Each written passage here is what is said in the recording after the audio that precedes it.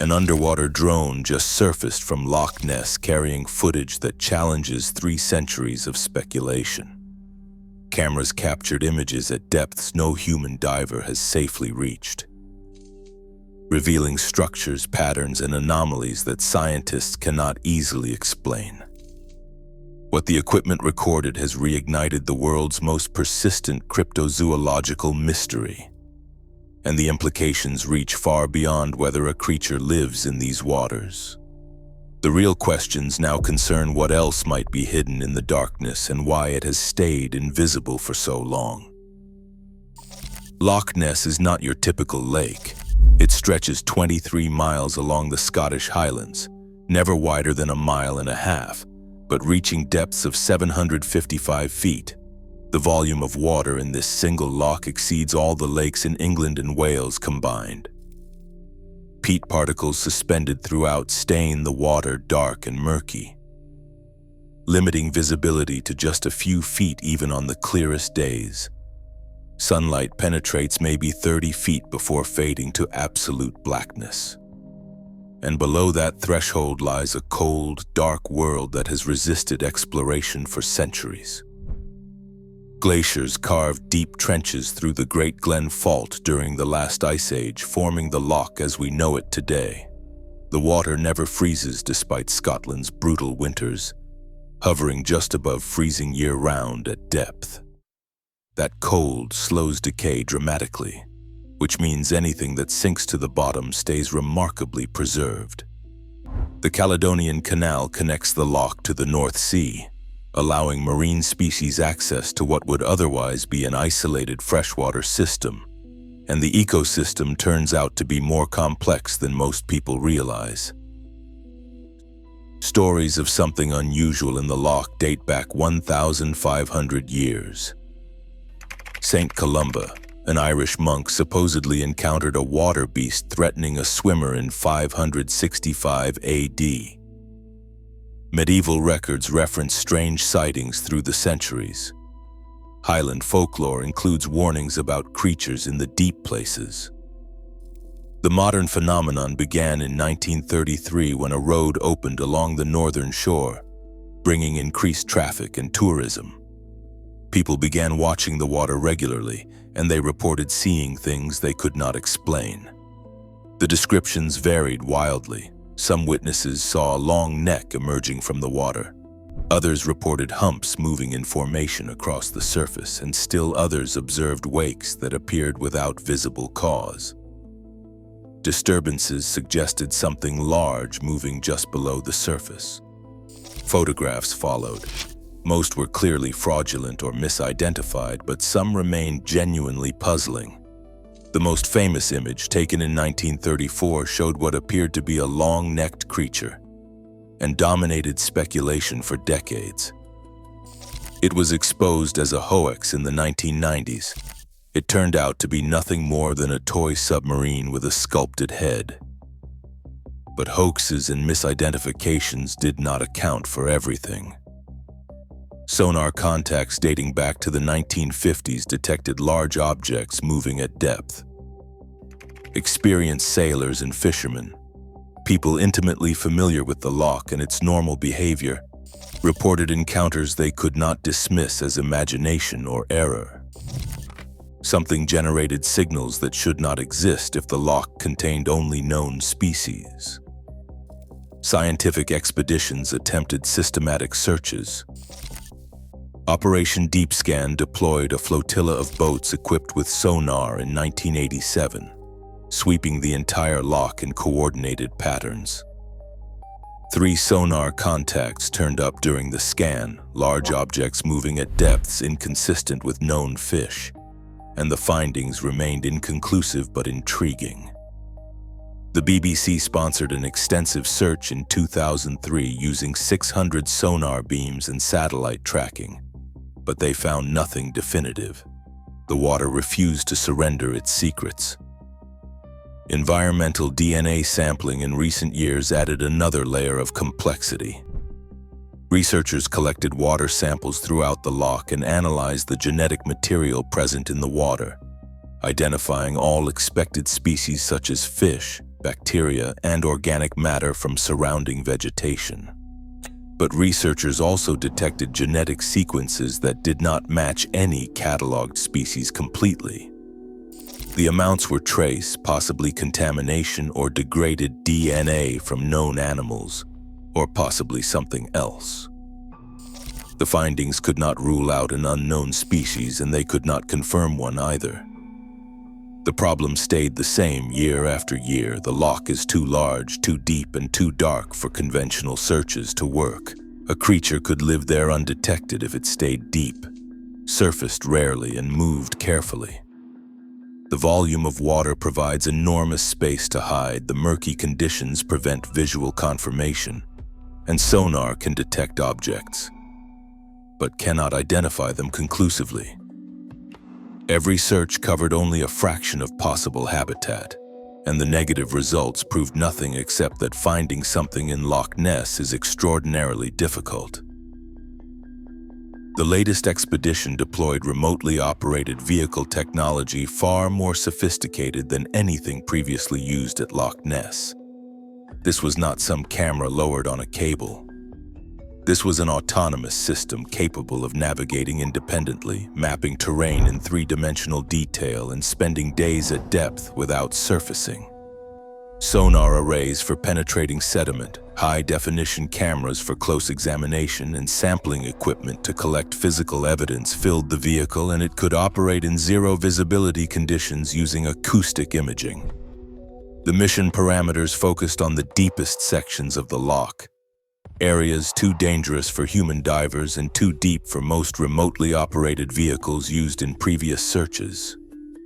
The vehicle descended to depths approaching 700 feet. Hovering just above the lake bottom and scanning methodically, the sediment layers down there have accumulated undisturbed for thousands of years, which meant if something died in the loch or left physical traces, the bottom should preserve them. The drone's first discovery appeared within hours. Sonar detected a geometric pattern in the sediment that did not match natural formations, so the vehicle descended for closer examination.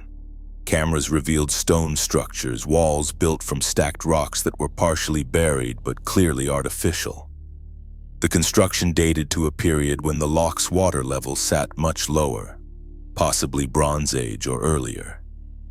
Archaeologists had theorized that ancient settlements might exist beneath the water, but none had been conclusively documented until now, and the drone footage provided the first clear evidence. The implications extended beyond archaeology. Structures existing at depths now considered deep meant the water level had changed dramatically over millennia, and areas currently at 300 or 400 feet might have been dry land. 3,000 years ago, the loch's history turned out to be more dynamic than researchers assumed, and that raised the question of what else might be hidden in layers of sediment laid down as water levels rose. The vehicle continued mapping. Bottom terrain proved far more complex than sonar from surface vessels had suggested, with deep trenches cutting through the lake floor, some extending beyond the vehicle's depth rating. Caves opened in rock faces, tunnels leading into darkness that cameras could not penetrate, and the loch turned out to be not a simple basin, but a network of interconnected spaces, some accessible and some not. In one of these deep zones, the drone's sensors detected something unusual, a thermal signature faint but measurable, warmer than the surrounding water. The loch's temperature stays remarkably uniform at depth, hovering just above freezing, so variations of even a degree suggest something generating heat, geological activity perhaps, or decomposing organic matter or something living. The vehicle approached the source. Cameras captured footage of what appeared to be a cave entrance, perhaps 15 feet across and descending at an angle into bedrock. The thermal signature originated from inside, but the drone was not equipped to enter confined spaces safely, because tethers could snag on rock and propulsion in tight quarters risked collision. The operators decided to position the vehicle at the cave entrance and deploy sensors inward as far as the configuration allowed. Sonar pulses transmitted into the cave returned echoes suggesting the space extended at least 200 feet, possibly much further. The acoustic signature indicated open water, not a sediment-filled void, so something was down there, a chamber or tunnel system beneath the loch floor. The thermal readings remained consistent, slightly warmer than the surrounding environment. The cameras detected movement at the edge of visibility that was difficult to interpret: sediment disturbance, water currents, or something else. The drone sampling equipment collected water from the cave entrance. Analysis would later reveal elevated levels of organic compounds, nitrogen and phosphates, chemical markers consistent with biological activity. Something was metabolizing down there, consuming resources and generating waste, and the quantities suggested more than bacterial mats or simple organisms. The chemistry indicated a food chain, predators and prey existing in isolation from the main loch ecosystem. The most striking discovery came from high-definition cameras examining the rock face near the cave entrance. Marks scored into the stone appeared, deep grooves running parallel and spaced evenly. The patterns repeated at multiple points. Geological processes do not create such regularity. Water erosion leaves different signatures entirely. The marks appeared deliberate, possibly territorial, possibly navigational. Something had been here repeatedly, leaving traces. The drone attempted to capture detailed footage of the grooves for later analysis. As the cameras focused, movement registered on peripheral sensors. Something large displaced water near the vehicle, creating pressure waves the instruments detected. The operators responded immediately, pulling the drone back from the cave entrance, increasing altitude, and activating all cameras and sonar at once to capture whatever had approached. The footage shows darkness at the edge of the camera's light range, then a shape moving across the field of view. Sediment and distance partially obscure the object, but the movement is smooth and controlled. Nothing like debris caught in a current. The shape suggests something elongated, possibly 20 feet long, though depth and perspective make measurement uncertain. The object moves away quickly, descending into deeper water beyond the drone's operational limits. Sonar tracked it for several seconds. The acoustic return indicated a solid mass, not a school of fish, and not a cloud of organic matter. Just a single large object moving with purpose. Then the signal faded as the object descended beyond detection range or entered one of the deep trenches the vehicle could not safely approach. The entire encounter lasted less than 30 seconds, and the footage is inconclusive.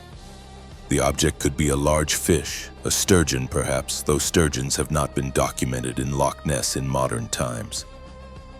A seal that entered through the canal system might explain it, though the size seems excessive for that. Debris like a log or piece of wreckage suspended in the water column could account for it, though the movement pattern does not support that interpretation.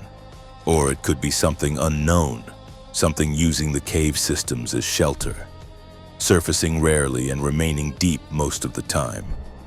The thermal signature, the chemical analysis, the marks on the rock, and this brief visual contact form a pattern that does not easily resolve into known explanations. The drone continued its mission for 3 more days. Dozens of cave entrances at various depths were documented, and the vehicle mapped trenches extending beyond 800 feet, deeper than the loch's official maximum depth.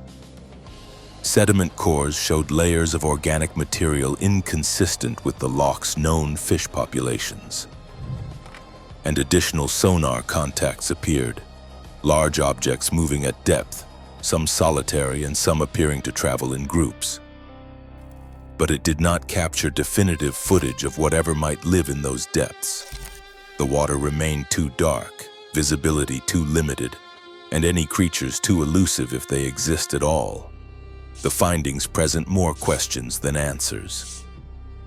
The cave system suggests the loch's ecosystem is more complex than surface observations reveal. And if extensive underwater cave networks exist, they provide habitat that previous searches never examined. Creatures could thrive there, isolated from human observation and emerging only occasionally into the main loch. The thermal signatures indicate biological activity at depths previously considered nearly lifeless. If something is generating measurable heat in those caves, it is metabolizing at rates suggesting size or population density beyond what anyone expected. The chemical analysis supports this, showing nutrient cycles active beyond what the known ecosystem should produce. The marks on the rocks remain unexplained. No known species in the loch create such patterns, so if they are territorial markers, they suggest intelligence or at least complex behavior. If they serve as navigation aids, they indicate repeated use of specific routes between caves and open water. The sonar contacts and a brief visual encounter do not prove anything definitively, but they align with decades of reports describing large objects moving in the loch. If those reports were always misidentifications or imagination, the drone's instruments should not be detecting similar anomalies, because machines do not imagine, they record what exists. Scientists reviewing the footage remain divided.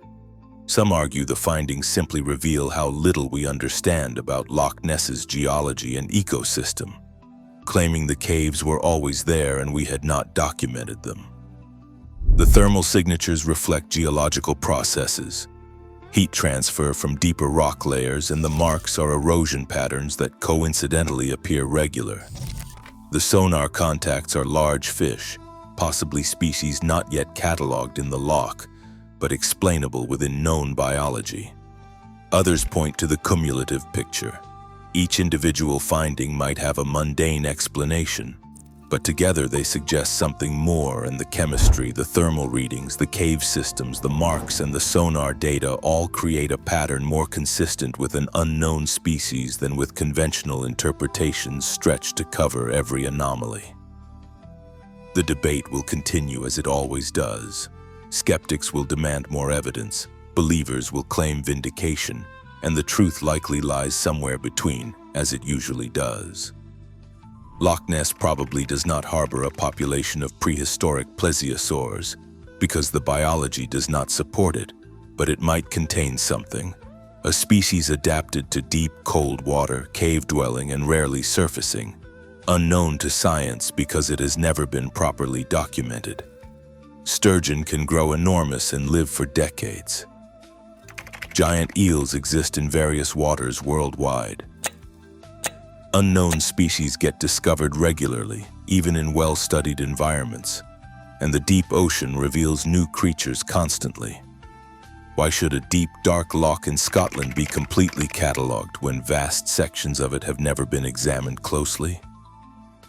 The drone footage does not solve the mystery because mysteries are never completely solved. But it provides the most compelling evidence yet that Loch Ness holds more than tourists and legend, and something is down there in the darkness. What it is, how many exist, and whether it matches any description from folklore or modern sightings. These questions remain unanswered. Future expeditions will return with better equipment, deeper capable vehicles, and longer mission durations.